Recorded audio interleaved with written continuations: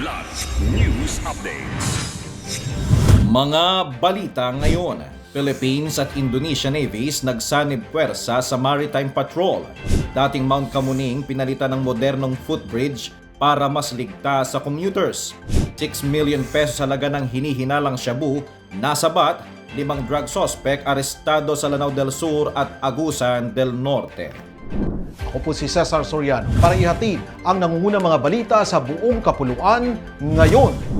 Nagsanib puwersa ang Philippine at Indonesian Navy sa Maritime Patrol sa kahabaan ng hangganang dagat ng Pilipinas at Indonesia bilang bahagi ng Coordinated Patrol o Corpat Pilindo Das 40-2026 noong Marso 4, Miyerkules. Pinangunahan ng Naval Forces Eastern Mindanao o NFEM ang unang bahagi ng Coordinated Patrol na nilahukan ng BRP Artemio Ricarte at isang Beechcraft King Air aircraft habang ipinadala naman ng Indonesia ang KRI Salar. Nakibahagi rin ang Philippine Coast Guard o PCG sa pamamagitan ng BRP Tubataha.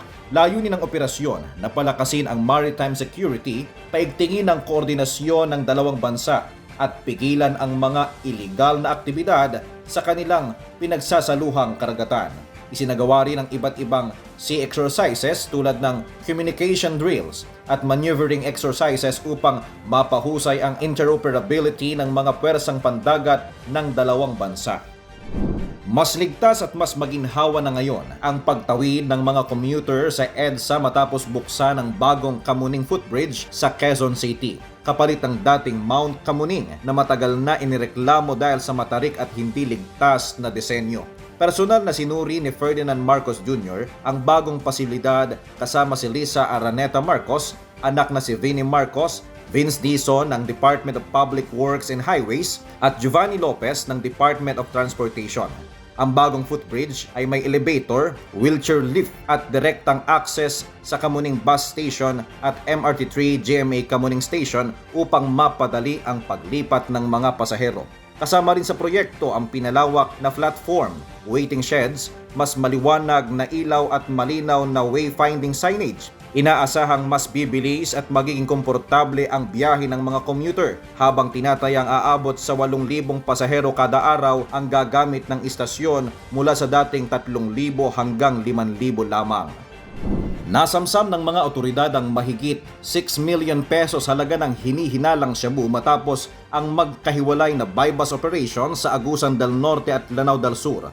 Noong Marso 5, isang priority drug personality ang arestado sa Buenavista, Agusan del Norte matapos makumpiska ang halos 500 grams ng hinihinalang shabu na may tinatayang street value na 3.4 million pesos. Na-recover din ang bypass money at isang cellphone mula sa sospek.